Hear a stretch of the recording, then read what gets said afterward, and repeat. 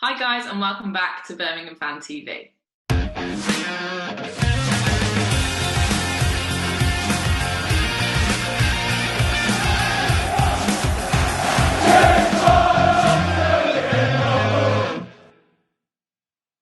Hi guys and welcome back to the channel. We are doing a slightly different format today because the camera isn't working, so we're trying something a little bit different. If you are watching us on YouTube, please don't forget to like, comment and subscribe to the channel.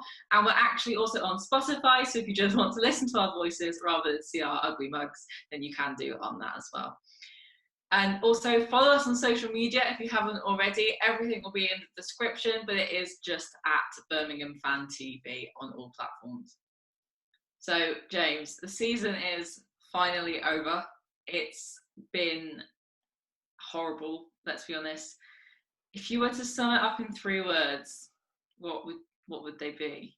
Oh goodness. I'm really rusty. It's been absolutely ages since we've done this, so like my mind's just gone. And to be honest, my mind's just gone numb anyway because of how it's been over the last sort of 6 weeks.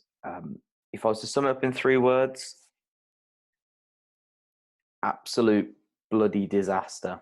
I don't know how else to describe it other than shambolic, painful, I think, unorganized, chaos. I just think there's so many words you can use to describe this season.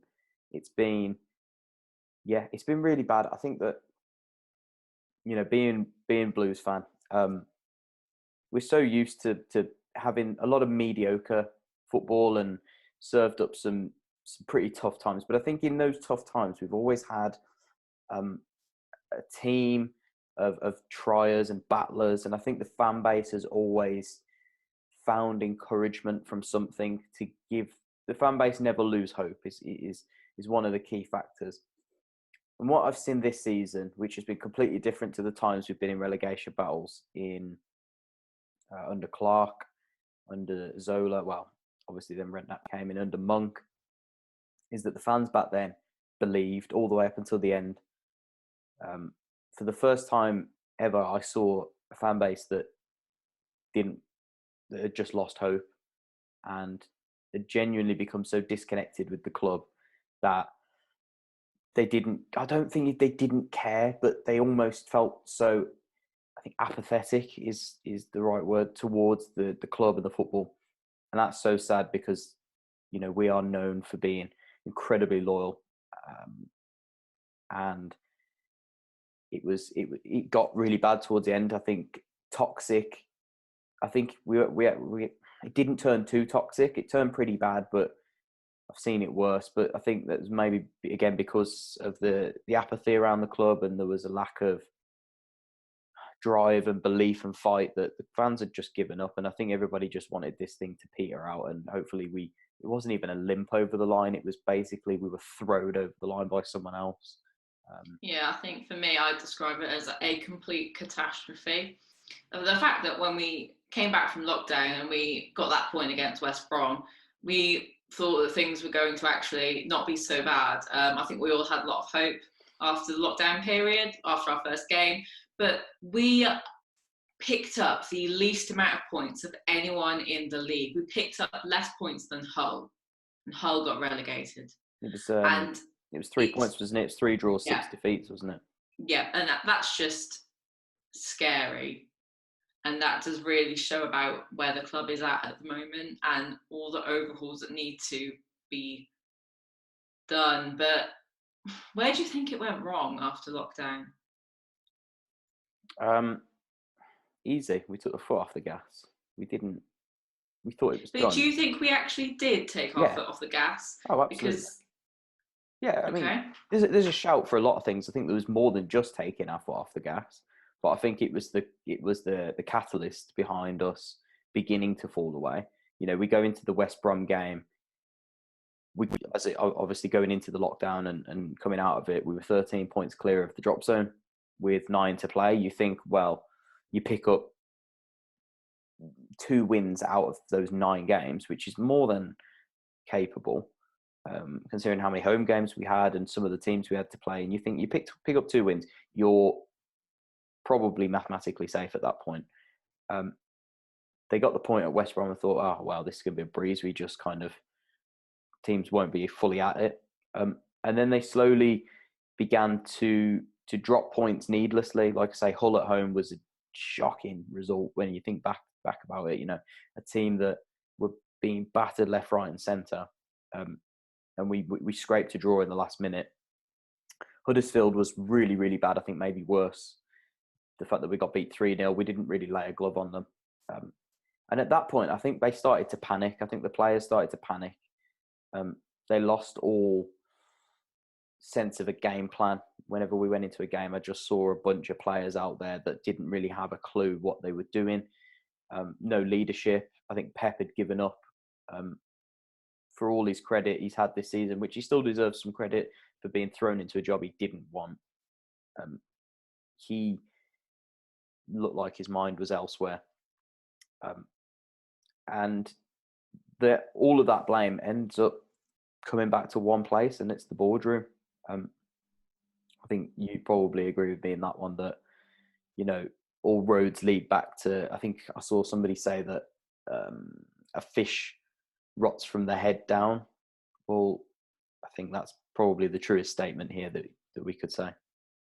Yeah, I think I've got a lot of opinions on the way that everything is run at the club as a whole, but I think that it really does show how we are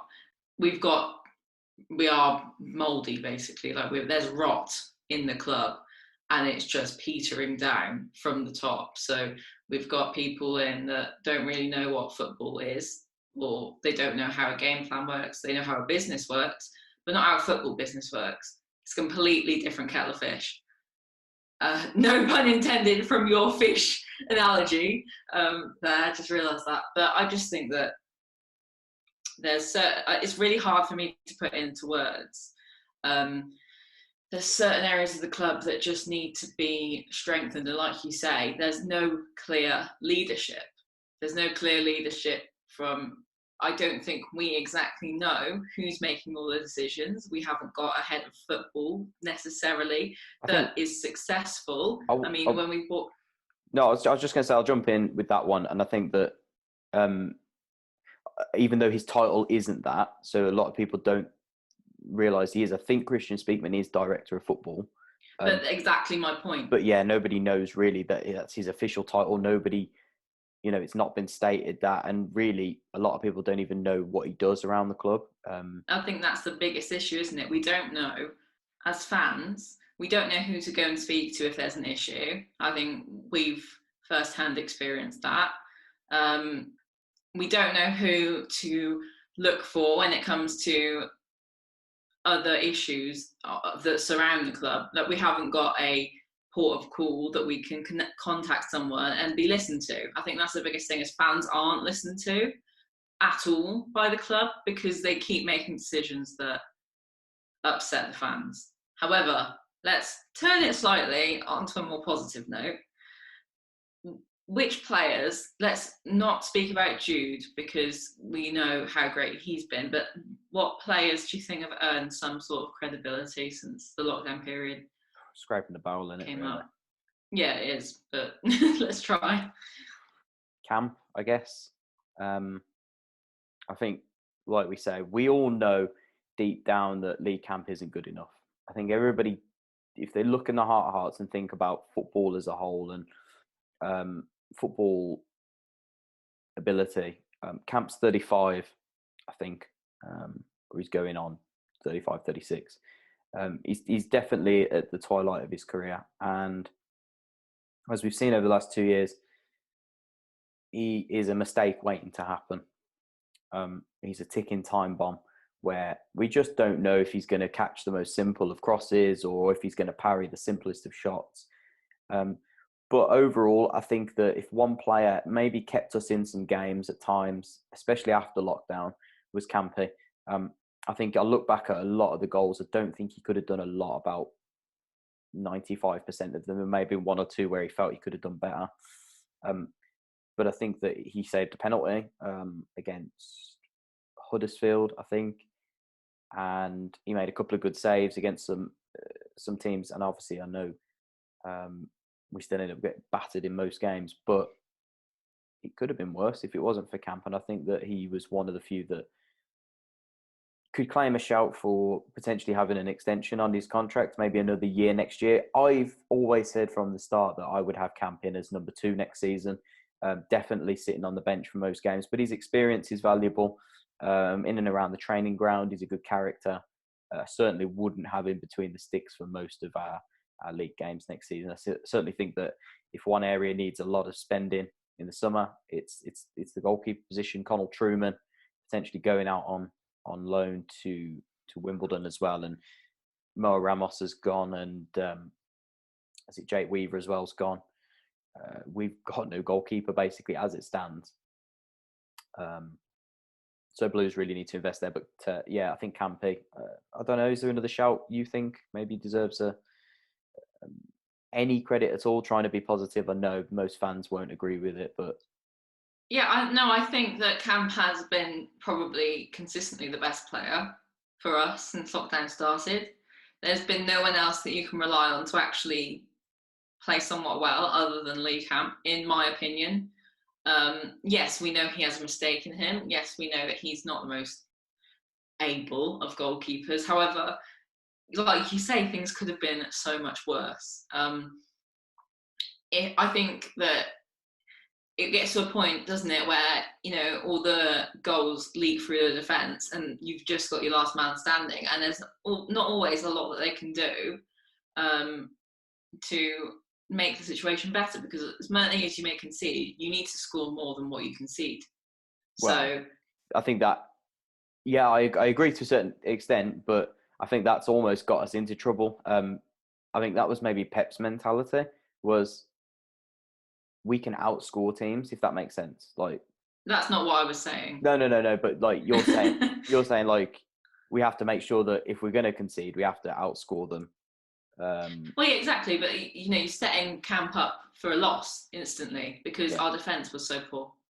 Oh yeah, no, for sure. So he was a sitting duck. Yeah, so for him to do as well as he actually did do, if you look back and watch a lot of it, he actually did really well. Yeah. I think there's only a handful of players that did somewhat okay in other games. Bella did okay in a few games. Crowley did okay in a few games. But for me, there's no one else that I was so annoyed that when Mark Roberts came back in, he wasn't the Mark Roberts that we'd seen earlier on in the season. No, he was, yeah. That just was so disappointing for me. Yeah, Mark let himself down. A lot of players let themselves down coming back from the restart. I don't know what it was, if I'm honest. I can't quite, like I say, I know that we took our foot off the gas, but a lot of teams took their foot off the gas and still didn't end up with this bad a result. Still picked up 1 or 2 wins. I think of maybe Middlesbrough took their foot off the gas, but they still picked up 2 or 3 wins. Reading took their foot off the gas. They were basically in the same position as us, and QPR. I probably use those as they were the closest to us pre the restart, and they still picked up 2 or 3 wins. And Blues, I've said this all along, you know, we know where the root of the problems are. You know, we know that the board, something needs to happen there drastically, whether it be a change of management or people come in to manage these people or whatever. We know that obviously the manager was a problem, but these players, you know, have to take a hard look at themselves going into this summer break. Now, a lot of the ones that will be staying, because obviously we can't get rid of everyone, need to question their own mentality. You know, they can blame the club's sorry state of affairs. They can blame the manager for not knowing what to do. They can make whatever excuse they want, but Wigan players could have done that. And I was going to say exactly that. They could have rolled over, died, said the owners are screwing us over here.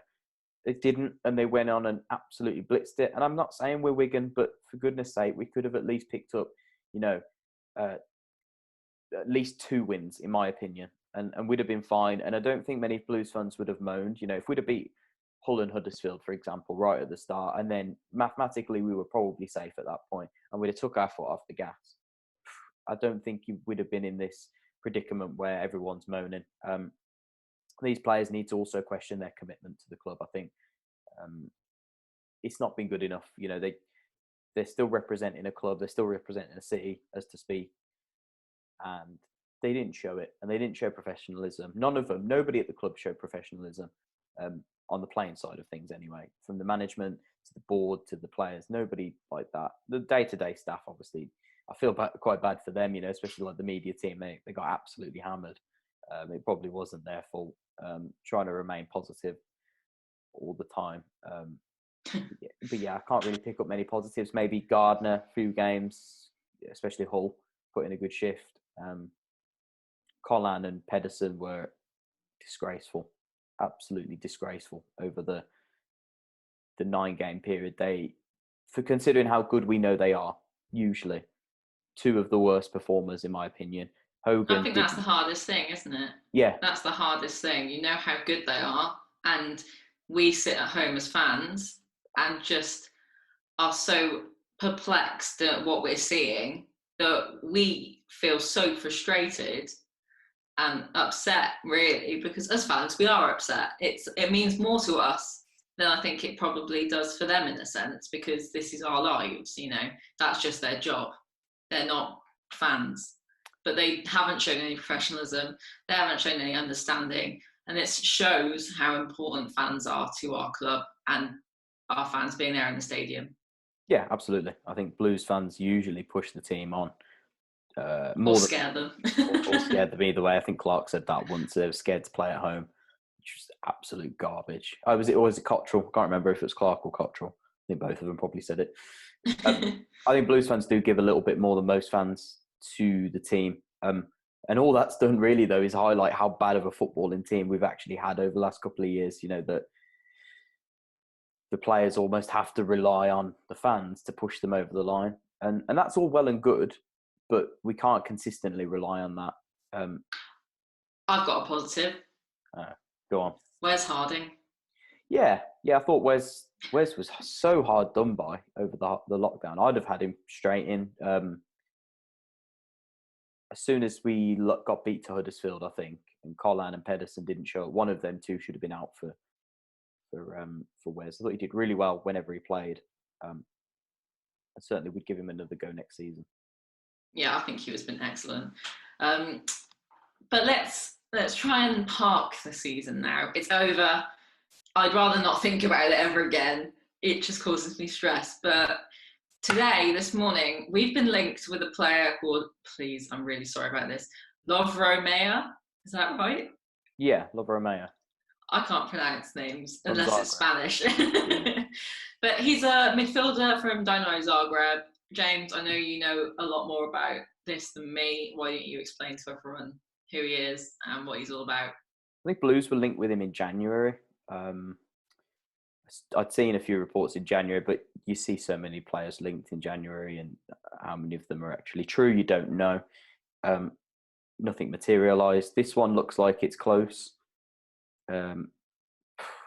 My thoughts on it are scattered.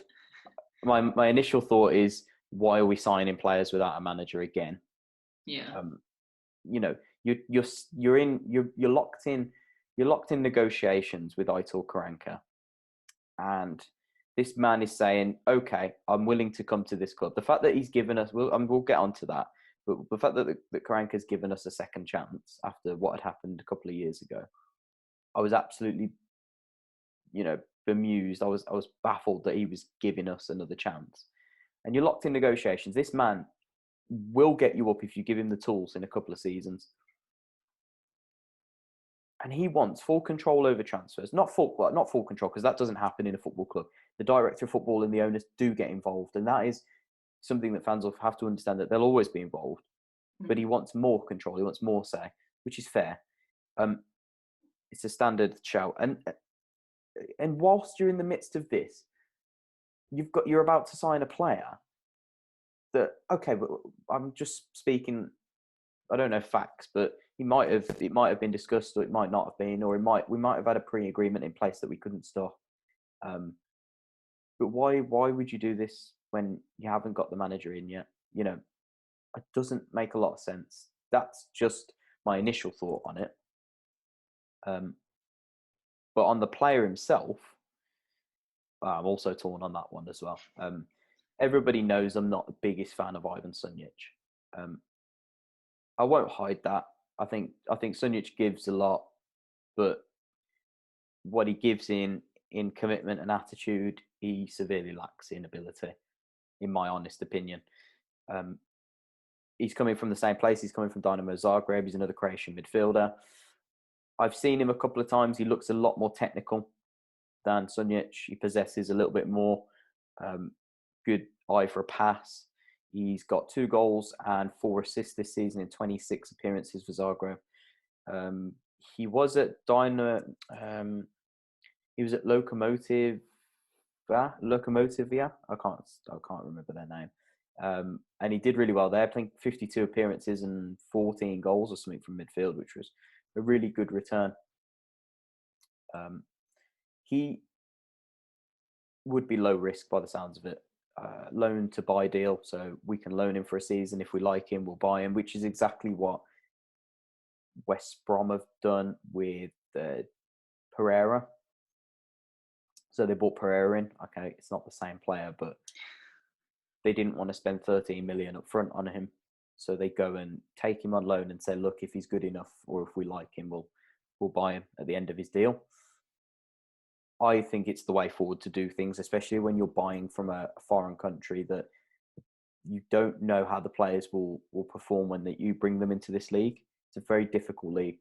I think we've already been burnt with that, haven't we, with Villalba and Jimenez? So yeah, I think the positive from the Villalba and Jimenez deals, while it was an absolute car crash of a transfer dealings.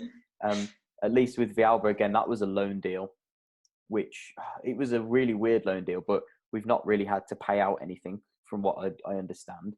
And Jimenez, we've managed to make a profit on somehow. Don't know how. But yeah, I think this deal, I'm not too bothered because he looks a good player. Again, Sunjic looked a good player whenever I'd watched him before. I still think he needs another season under a decent manager. So we'll give Sunjic the benefit of the doubt. But he looks a tidy player, and if he's on loan with a view to buy, we're basically only taking on his wages for a season, probably. Yeah. Very low risk. But I like the sound of him. I just don't like the sound of bringing a player in that's before the manager. So it swings and roundabouts, isn't it, really? Yeah, it's almost like a case of you don't want to annoy a manager that may be coming in by buying players that he may not want. So it's maybe they're having talks with Karanka about it. You never know. You never know how far along things are. But speaking about Karanka, so this week it's emerged that Karanka has been announced as the front runner for the Blues job, which would be amazing. So James spoke to Elliot from Borough Breakdown about all things Aitor Karanka and what we can expect from him if he signs with us as our manager. So guys, I am pleased to be joined here by Elliot from the Borough Breakdown. Obviously, we will be going over all things Aitor Karanka for you guys and giving him the lowdown on what is set to be potentially Birmingham City's next manager, set to be announced over the coming days when this does get released. Elliot, thank you so much for giving us the time and giving us the insight that you've got into Aitor.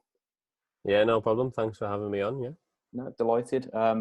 So obviously, I just wanted to quickly start off and saying what a crazy end to the season for both of us. And obviously for you guys, we're in the same boat as us. It's been a wild season. Just touching on it quickly. You're pleased to the way the season finished? I know that you guys have been, in my books anyway, slightly underwhelming considering what I thought you had in terms of a squad. And I thought that the stability that the club had, I certainly didn't expect you to be anywhere near the bottom 10, let's say. But you pleased with how it went in the end? Yeah, I'm pleased to finally call a day on this season and kind of get it over with. I think all Borough fans are like, we're just kind of glad it's over. It's been very painful at times. There hasn't been much to shout about, and home performances this season has been It's been dreadful, really. I mean, I go with my sister and my nephew to the games, and trying to convince my nephew to sort of enjoy it is a challenge. The quality of football on display has been shocking. Obviously, the results have led to us being not safe until pretty much the last game of the season. But in the end, to pick up 4 from the last 8 after the run we were on before that, we hadn't won since New Year's Day, I don't think, before that. Very happy to just kind of survive and hopefully rebuild the squad, which is going to be a big job over the summer, and go again next year. And we're not going to get over our heads a little bit and try and push for something, but at least try and finish in the top half, and play better football essentially. So yeah, no, for sure. Obviously everybody knows about Neil Warnock and the pedigree he has in this league. I think, is it 5 promotions? He certainly has a fair few like that, on his hands. A well-respected guy. I saw earlier today that he put himself forward that saying he'd like to stay going into next season. Was this something you'd like, or do you want to see a completely fresh overhaul? Do you want to bring someone in maybe along the lines that they were trying with Woodgate and that young philosophy, maybe an up-and-coming manager, or do you want Warnock's sort of experience? Yeah, it's a tough one. I've been trying to sort of wrestle with it in my own mind the past couple of days. But I mean, with Warnock, obviously he was brought in to do a job, and I kind of have to applaud him for that. He's done it very well. And I kind of thought that when he was appointed, that I was quite confident that we would stay up when we got him. But I think in terms of moving forward, I think we need to look elsewhere. I think given his age, and both his style of football, we've had it in the past, and I think fans at the moment are liking it because he's kept us up and he's won a few games. But we know how quickly it turned on Tony Pulis before Woodgate, and people absolutely despised the style of play. We were winning 2-0 at home to Ipswich, for example, and we'd go 2-0 up in 30 minutes and then just sit back and hoof the ball long. And the entertainment value on display is just not there. It's a little bit different with Warnock. That there's sort of some element of still trying to press and sort of defend from the front almost when you have the game instead of sitting in. But I think really we need to be a bit more forward thinking and sort of have a full overhaul of not just the management but staff across the club in general, including the players, and just go with a fresh approach, almost like a philosophy almost. It's kind of overrated saying a philosophy, but I think that's a general way we should go. But like I say, if he does get offered it, I won't be sort of too mad. He's done a fairly good job, and I think he could steady the ship for a year or two if that's how long the contract is. So, yeah. No, absolutely. Certainly someone that I threw my hat into the ring as to speak and said that I would have taken him at the time 9 games ago, and certainly, like I say, even now I would still take him. I think he's done a really good job in a short space of time. Like we know, it's really tough to turn around things that quickly. And especially with the hand he was dealt, I guess, with Middlesbrough. Certainly got a lot of quality there, but we know what it's like with players' confidence on the floor, etc. But no, like I say, he's I think maybe give him a year, give him his chance, I guess, is probably the safest way you could go. And then if you could put the foundations down for someone to come in and take over, possibly in 12 months' time, possibly he could be the man to steady the ship, like you say. But just obviously, we're going to get into our main talk now. That being Aitor Karanka, Birmingham City supposedly held talks, advanced talks over the week. Come in, he seems set to take over for the forthcoming season. We know previously that he had been linked with the job, and that things went wrong, and obviously he decided not to take the job in the end at the very last minute. But I just wanted to ask you from the very start. Obviously, he came in off the back of being Jose Mourinho's assistant manager at Real Madrid when he took the job in 2013 from Tony Mowbray, I believe, at Middlesbrough. What kind of dressing room did he walk into? What kind of an atmosphere? What kind of a club were Middlesbrough at the time? Was it a happy camp, or was it a very fractured camp? I think it was probably fairly happy. I think the results hadn't really been coming for Tony Mowbray And I think it was the November Karanka was appointed when Mowbray was sacked. But I think it had started from the season before, where we'd started really well before Christmas, and we used to have this sort of ongoing thing every year where we do really well, and then from January onwards we just tank and we drop out the playoffs, and that happened. And then obviously going into the new season, it just didn't start very well again. Mowbray was dealt sort of a pretty bad hand as well. He wasn't given sort of much in the way of transfers and sort of funds to be able to pull off the deals that he wanted.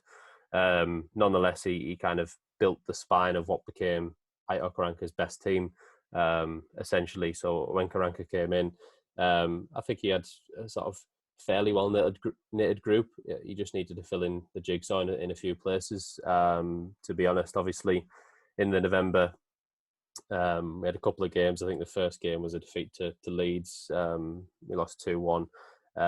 January, I don't think we brought in sort of too many signings. It wasn't a big overhaul. But then in the summer, it sort of when it really started, I think we spent 4 or 5 million on Adam Clayton from Huddersfield. The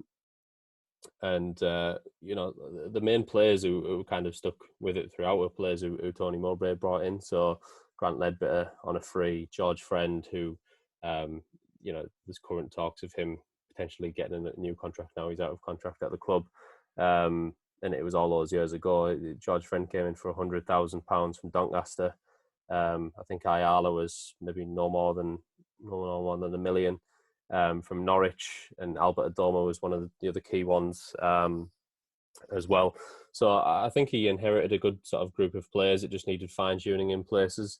So sort of when it came to the summer, he filled in those gaps. We had a good go in sort of his first full season in charge, and that obviously resulted in us finishing in the playoffs.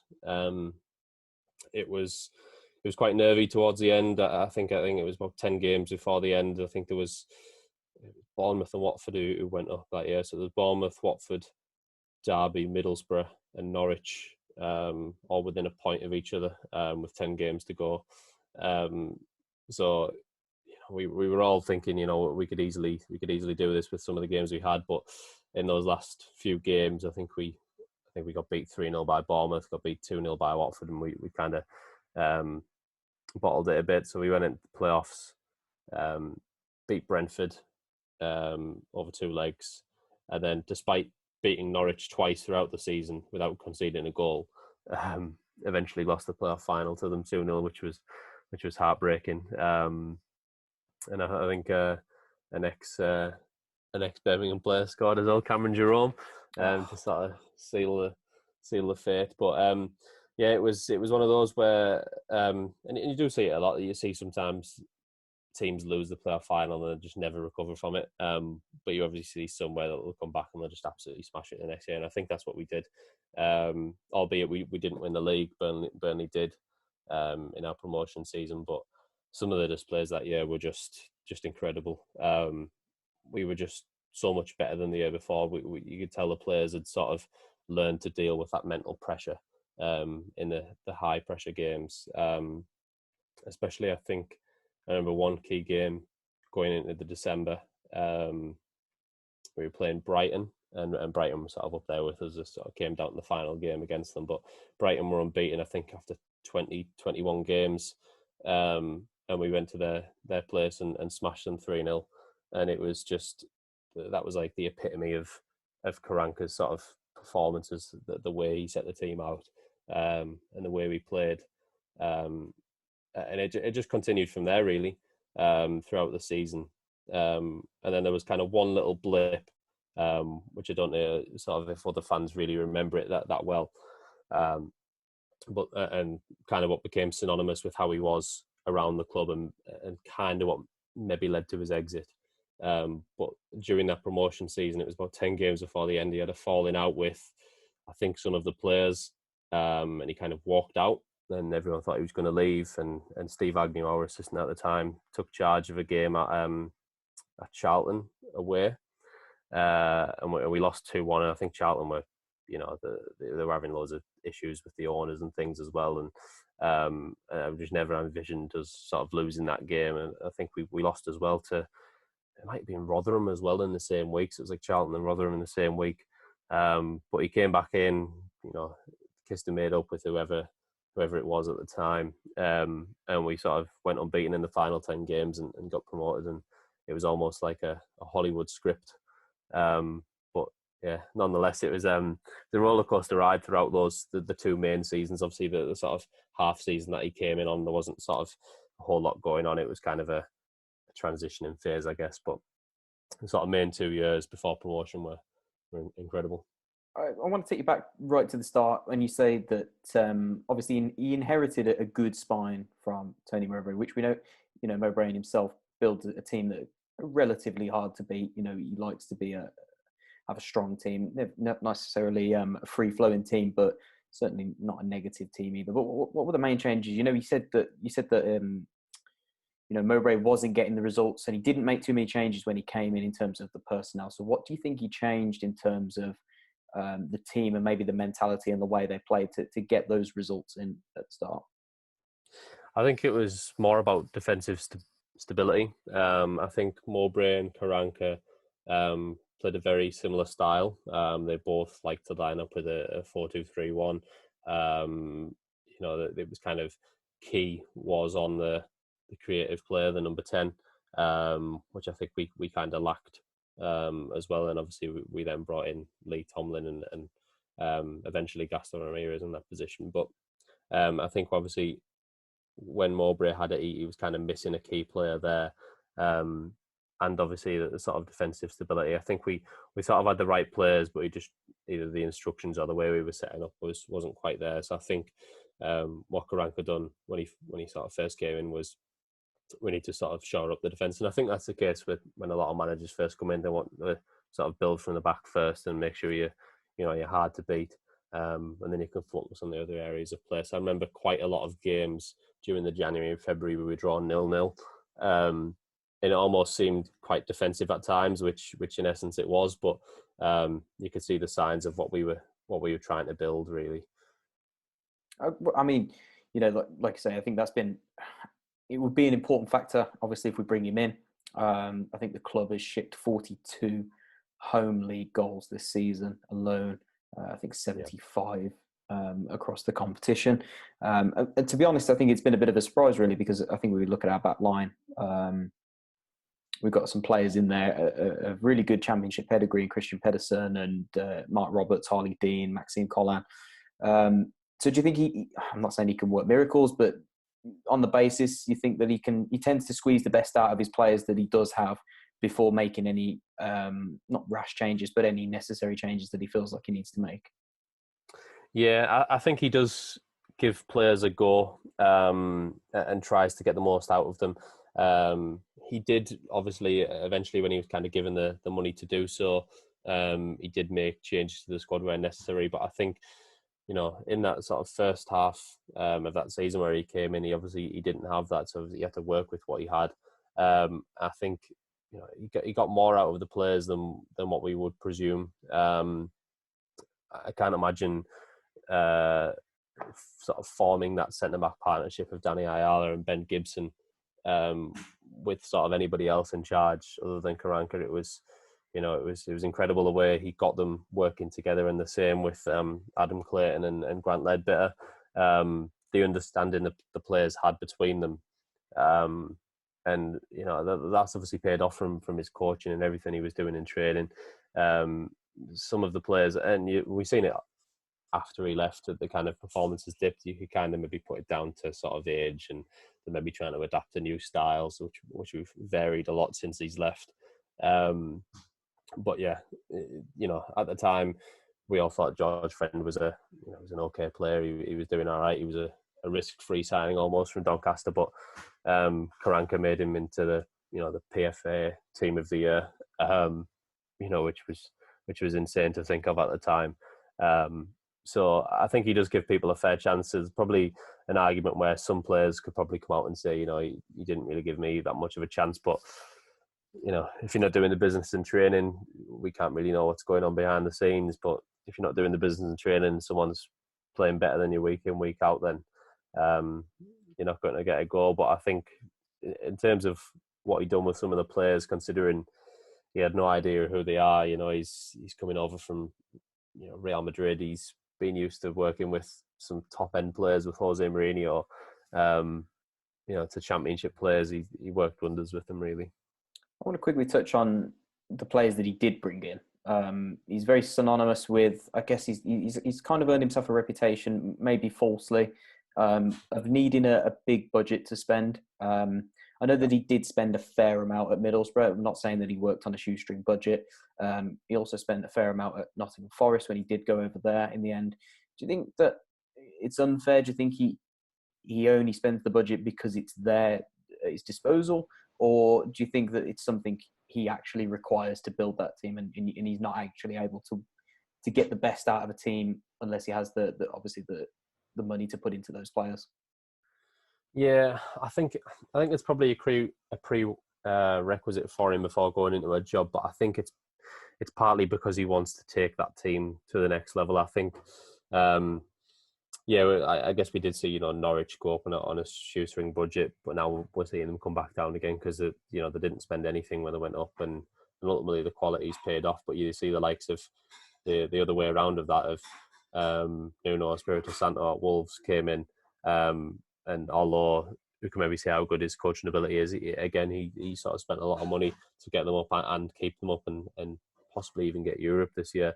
So I think to sort of progress the team onto a sort of next level and get them in the Premier League, keep them in the Premier League and push for European places, I think you've got to really. And I think with how Karanka keeps saying with every sort of interview he has where they say what's next for you and so on, and he's saying I'm only going to go for the right job, that's a project, I think is why maybe, like you say, he's been falsely accused of it. I think he probably could go in and work on a sort of smaller budget and sort of get the best out of the players. We've seen it do it with players that he's already had at the club, but he's not going to be able to really push it on that far.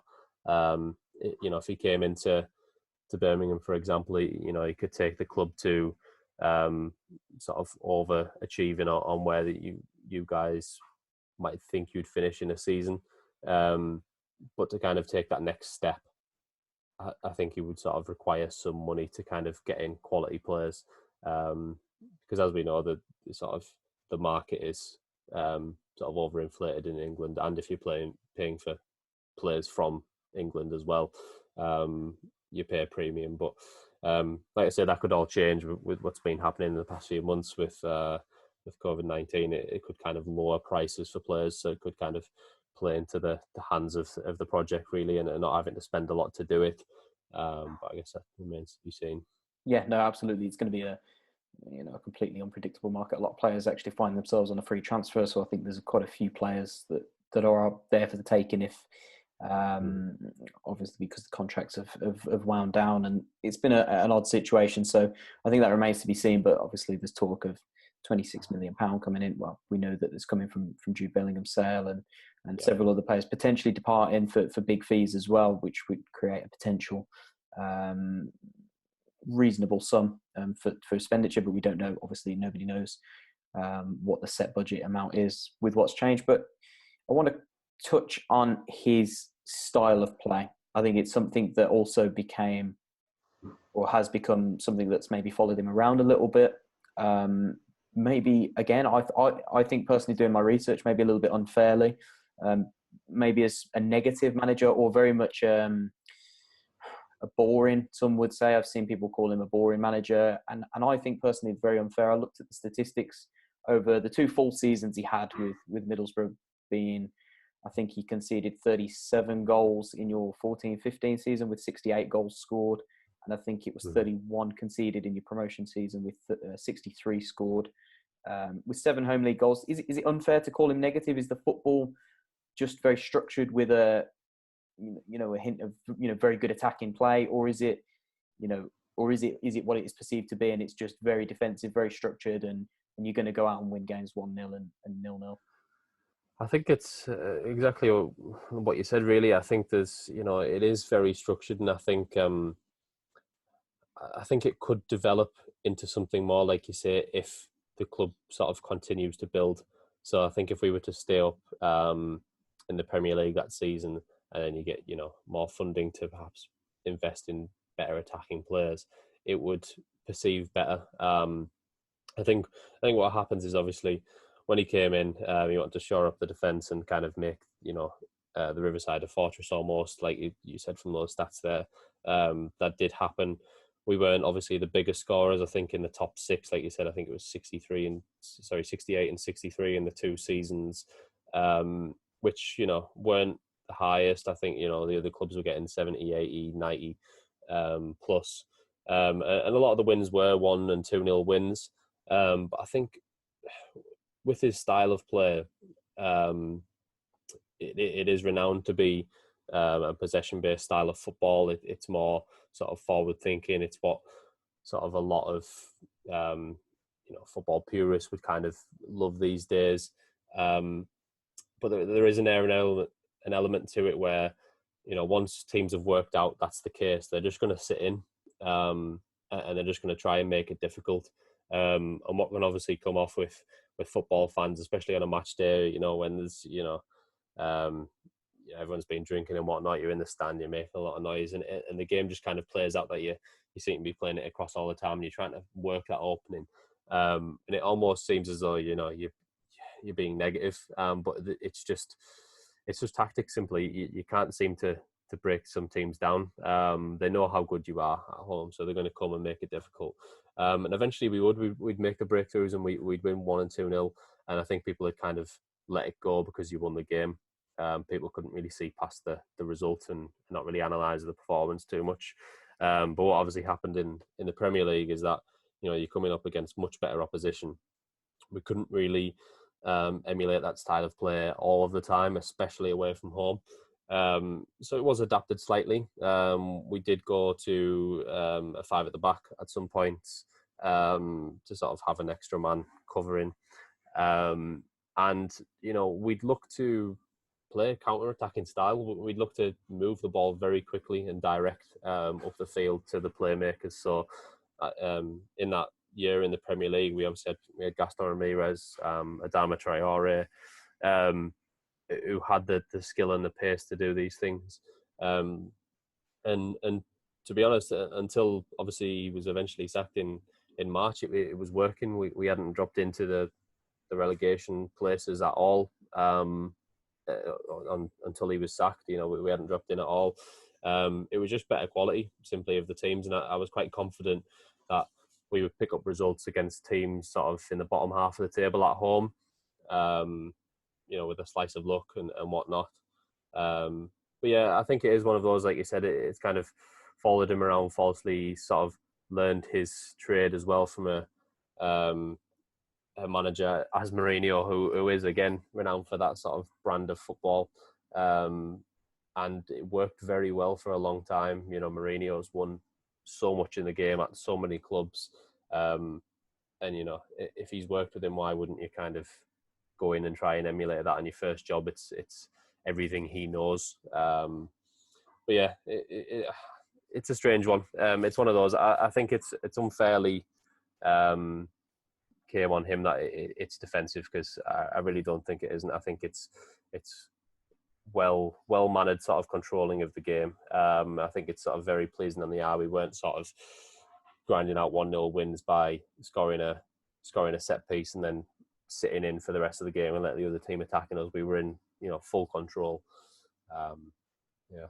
And you certainly think it was, like I say, still edge of the seat sort of stuff, even at 1-0 up, and you still go in for the games, like you say, because I think we've seen that where we've had Gary Rowett, for example, a very good manager in himself, but we also found, like you said, I think you said previously under Tony Pulis, that Middlesbrough fans would get very annoyed when the game was at 1-0 and you were winning at home, but you would find yourself sitting in deep for 40, 50, 60 minutes. It's not very. It's a different style to that, where you'll still try and pick teams off at 1 and 2-0. Yeah, definitely. I think we were still always looking for opportunities, but I think it was the case where the players are maybe told, don't overexert yourselves. If we're 2-0 up, you don't need to sort of go out and get 3 or 4, because if we've got the point, we sort of don't need the goal difference almost. And I think obviously the way other teams were playing who were up there with us were a lot more faster transitions. The teams who went up around us at that year, Bournemouth, weren't really known as, they were a very possession-based team, but they were very much faster tiki-taka. And it was, they were moving the ball a bit very quickly, and that's why they were thumping teams left, right, and centre that year, even ourselves included. And I think with Karanka, it was more about a slow approach play, and just waiting for the right moment, really. And I think, especially in that second year, we improved on positions. We were sort of a little bit toothless in the first year. So I think obviously it was a case where, I'd still 1 or 2-0, we could pick teams off and get a bit more. And through that season we did. Like I say, we beat Brighton 3-0, we beat Norwich 4-0. Only really 2 that come out straight to my mind, to be honest. But yeah, I think it's definitely not sort of pragmatic at all. I think it's still sort of quite exciting still when you're sort of leading 1 or 2-0, and there's sort of a good atmosphere around the stadium when it's happening, because you're in just complete control, and the fans are loving it. For sure. I did a little bit of digging, and maybe I don't suppose this is fair to say or not. But I did find that you had a couple of good cup upsets as well, being Manchester City away. I remember that game quite well. You think you picked those off 2-0, and I think it was Manchester United as well. United as well, yeah. I think you knocked they were great. There was even a third one as well, which it wasn't really an upset because we didn't come out with the win, but we also went to Anfield and lost a crazy game on penalties. I think it was like 14-13 on penalties. Yes. And it was great because even alongside those 2 finishes in the league, to have cup runs and get to go away to the Premier League grounds and pull off results like that was incredible. And it brought the fans and the players together. That Man United game was brilliant on penalties. And when watching the game, it was almost like, we feel ready for the Premier League. And obviously in one-off games, it's a little bit different than playing week in, week out. But, we felt as though we were quite matched with the teams up there, and that we could give them a real good go. Whereas, I can't really say the same now. I think we'd get thumped by anyone in the top 10 in the Premier League. So, yeah, it was a really good time with them. Is it fair to say that maybe you saw the better of Aitor Karanka's tactics or his teams, certainly away from home, or maybe against teams that would come out a little bit more and not sitting deep, because you weren't matched up against a team where you were trying to break down 2 banks of 4, for example, against those bigger teams where you have caused the upsets, and maybe teams that away from home, I've noticed a couple of times you had a couple of big scoring games in the Championship. Is it fair to say, like I said, that those away games or those better teams you almost played better against because you were able to pick them off? Yeah, exactly. When we went away, there was a few teams that they felt that they had the home advantage, and they were trying to do to us what we do to teams at home, and that's where his sort of genius came into it almost, where yes, it was still very possession based, but it was about moving it quicker and with intent, and I think that's where it sort of became synonymous for, we always used to say, me and a group of friends, Karanka-esque performances, and he did it to us again when he was at Forest. Forest came to the Riverside and beat us 2-0, and it was such a Karanka performance, and it was, we can't believe we'd just been fooled by it almost. We'd seen it that many times, and yeah, there's loads of games where it played into our hands like that, whether be it teams at the top of the table because they needed to win for their own aspirations, but teams at the bottom as well because they need to come out and go for it in their home games. I remember particularly, I think Ipswich, an away game once. There wasn't like a whole lot in the game, but I think we won 2-0 or 2-1. I think we had 2 or 3 chances in the whole game, but it was the way in which we scored those goals were just so well worked and decisive in sort of the passing to get up the field so quickly, and yeah, like you say, the sort of 2 contrasting styles, home and away, Yeah. No, certainly. I think that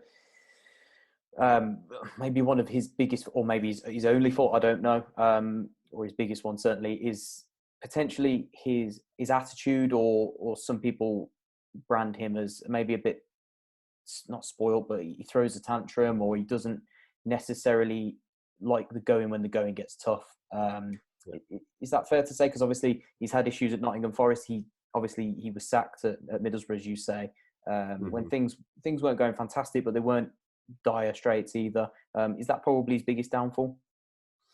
Probably, yeah. I think from sort of, in the no knowledge of club and stories that you hear of things that went on, you kind of think, was it actually down to him or was it down to the players? And I think some of it was probably down to a bit of a culture clash. I think when he came in, he still is. He's been the only foreign manager that we've ever had, and our club is still very much a northeast based club. A lot of the people that work at the club are from the area, which in its own right is an argument whether that's right or wrong. We kind of brandish this jobs for the boys thing that we always go on about as Middlesbrough fans with what Steve Gibson sort of does. Woodgate's from the area and whatnot.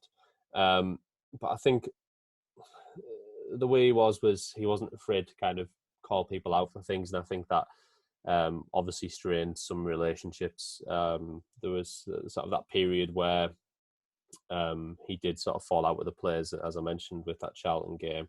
And I believe it was Stuart Downing, from the stories that we heard at the time, and possibly some of the other English players. Obviously, we had to bring in a few Spanish players as well when he came on board, and it was never an issue with them. It never really came out that he was, it was fractures with them. And then sort of there was another one as well where I think we were playing Blackburn away from home. And fans have been, I don't know why, I think they were sort of getting itchy feet about us potentially not going up because we maybe lost or drew a game or something. Fans were calling out to put 2 up top, and we never went 2 up top. It was always 4-2-3-1, and we just signed Jordan Rhodes in the January transfer window, so we played with Rhodes and I believe it might have been Kike up front at the time. And anyway, I think we got beat 2-1. We played a 4-4-2, and Karanka said after the game in an interview, he said, well, at least the fans will be happy now that I played a 4-4-2, to kind of, as if to say, I told you it wouldn't work, which didn't go down well with a lot of fans. And that's where it kind of became that's where he kind of became like Marmite on Middlesbrough of, you either love him or you hate him, and you can't really forgive him for that fact. But there was the other side of it, myself included, where it was like, good on you. Fans are, for all the knowledge that we might know as fans, we don't know what goes on in the training ground. We don't do the training with the players. We're not as knowledgeable. We don't have coaching badges and whatnot. And we should kind of leave him to do his thing and kind of trust in it. But obviously I think it was a case of naivety where he, even though he did it and it was good at the time, he probably shouldn't have done it. And I think more professional managers would have just left it and maybe not said it. But that being said, he'd learned from Mourinho, and we know what Mourinho is like. He's a temperamental guy. He will call out things. He'll be sort of brash in press conferences and things. So I think that's, again, something that he's learned and passed on from that. So, like you say, it's I'm hoping, obviously, wherever he goes in his career, and if he does go better, that he kind of learns from those experiences and just kind of keeps himself when doing it, and not almost become a robot in press conferences. Still have your personality about you, but sort of just try and always keep the fans on side. You're never always going to please everyone, but try not to divide the fan base with comments and things, because it did happen a few times. No, for sure. Just final question in regards to this. His relationship with the chairman, was that, obviously, when he was sacked, it could have been down to results. I'd heard a few things that there was also, like you say, fractures within the dressing room. What was his relationship like on that side? Because we know Birmingham City have potentially one of the most controversial and difficult to work with CEOs, and it's a very surprising fact that he'll come and talk to us knowing what he's walking into. Is it fair to say that he tries to keep a good relationship with his CEO, with his directors, or is he one to potentially go and tell them some home truths if need be? I think at first it was, and I think obviously, when you first come in and with it being his first job, I felt like he probably felt like Steve Gibson had the authority. He's kind of felt almost blessed that he's been given the job and been given the opportunity. And I think they probably did have a really good relationship throughout the majority of it. And when I've heard either of them kind of talk about it when they've been asked, they both say that, they still get along and they still keep in touch. But I mean, everyone kind of says that in football these days, even if they don't. So it's one of those, whether they actually do. But I think towards the end, and I think this kind of led to his sack, and I think, partly the results and partly Gibson kind of getting a bit, edgy about us going down, even though, I think it was still firmly in our hands, is I think he kind of felt like he had a bit more authority, and he'd been there, 3.5 years by then. I felt like he'd grown a bit of more of a backbone, and he'd kind of say things back. Steve Gibson's got this sort of, I don't want to say reputation. It's kind of, again, people have very different opinions on Steve Gibson. He's been at the club for, almost 30, 40 years now. And I think it's one of those where he likes the way he runs it and he does things the way he wants. He's been in charge of the club for so long. And I think if anyone sort of questions that and to the point where he sort of feels disrespected, then I think that's where it might have led to it.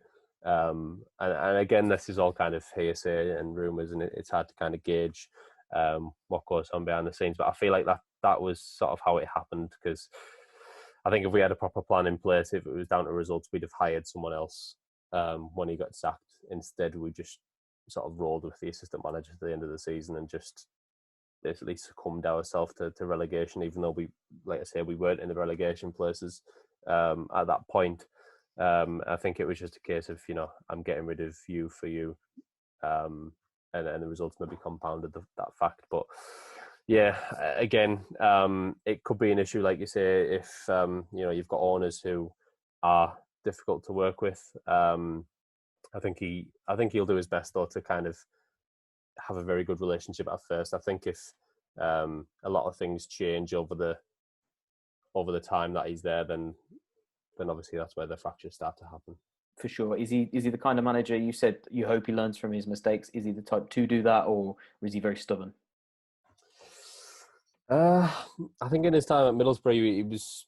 I probably label him as quite stubborn, but I think again, it's that Mourinho factor. I think he knows what he wants to do, and that was kind of the other point that I was trying to think of actually with sort of the chairman, is that with both men kind of being like that and being stubborn, then it's kind of like something has to give, and obviously the CEO, the chairman isn't going to be sacked. It's always going to come back to the manager, and I think they kind of just didn't see eye to eye, and he probably didn't submit to it. So I don't think he'll learn and change possibly on that. Like you said, he was still kind of like that at Forest as well. But it's one of those, I think if he wants to have a job, because he's been out of work for so long, and even between the Middlesbrough and Nottingham Forest job, he was out of work for so long. If he wants to sort of have another go at management, he's got to sort of compromise a little bit, I think, and work with the board of directors and the chairman as best he can, if he feels that they have the same sort of project in mind. Yeah. Final question. I promise this is the final one now. No, it's fine. I mean, I love talking about the guy, so keep going. He does seem like an intriguing guy, to be honest. The final one, and I know he's not a too popular figure down, up at the Riverside, but Gary Monk obviously Birmingham fans had Gary Monk for a large part last year, and he was actually a very popular figure amongst Birmingham fans. Saved us from relegation, took us to a relatively good mid-table finish before the points deduction last season. Yeah. If you're to compare the two styles, I know Monk only got roughly 6 months with Middlesbrough. If you to compare the two styles that you see, what are the major differences? Because we very much saw Monk as a very hard to beat 4-4-2 sort of man structure. Is it massively different, or? I think when it was at Middlesbrough, it really was. Yeah, I think Monk was trying to bring a strong brand of sort of attacking football, and it was kind of like, you know, a Ferrari at the front and a Nissan Micra at the back almost. I don't know if that was just, you know, the recruitment was all wrong and it kind of just finished the transfer window that way. But I think we ended like 5 strikers going into the season. We were kind of forcing them out wide as inside forwards, which didn't really work. And it was a real sort of shock to see at the time, because we went from, you know, hardly ever conceding at home to we were leaking goals left, right and centre. It just, everything he tried, it just didn't seem to work, which again kind of showed naivety, because, you know, if he was, you know, set on his style of play and what he wanted to do, it would have sort of paid off eventually. And, you know, another transfer window might have seen it. But I think he was chopping and changing too much, as well as trying to sort of play this style of football. We had so many different formations under Monk, and you know, we must have used every player in the squad. You know, they were always being rotated, so it was kind of like he didn't know his best 11. So it was a bit of a strange one, Monk, because we never really have managers where they're only in for 6 months. We're quite renowned for having managers for quite a long period of time. Steve Gibson normally gives time to managers. So yeah, it was definitely there was definitely something fundamentally wrong if he was to be sacked after 6 months. No, for sure. No, Elliot, that just about wraps it up for me. I really appreciate you I really appreciate you coming on. Sorry, I'm a little bit tired this evening, so I'm not going to keep you too long for this one. But I really appreciate you coming on. Obviously, it remains to be seen. I'm hoping that he doesn't do another U-turn and obviously walk out in the advanced stages, because I'd be pretty distraught with some of the other names being linked with the job, to be honest. No, like I say, I if you guys do manage to get it, I think it'll be a real coup, and I think give it time as fans, but his, you know, I think just the time we had it was golden, and I really wish it went on longer. I wish almost that, you know, he stayed on, and even if we did get relegated, almost do what Sean Dyche has done with Burnley and come back up with them again. But like I say, I'm sort of very jealous if it does come off, and you know, if it does all go sour, hopefully he might come back to the Borough. You never know. But no, that's great. I hope everything's sort of been insightful and sort of good luck for the season if you guys do get him in and whatnot. No, massively, and we'll look to get you on obviously later on in the season. Obviously, when next season does roll around, and hopefully Karanka's in place then, and maybe we can talk a little bit more about how he's getting on at the start of his tenure, if he has started at that point. But really appreciate you coming on. Yeah, that sounds great. Yeah, thanks, Elliot. Yeah, all right. Yeah, thanks then, James. So thank you so much to Elliot from Borough Breakdown for speaking to us about Aitor Karanka. So thank you to Elliot for speaking to us from Borough Breakdown about Aitor Karanka.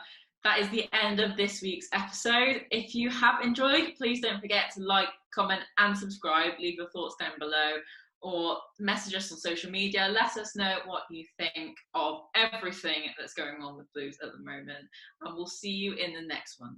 Keep right on.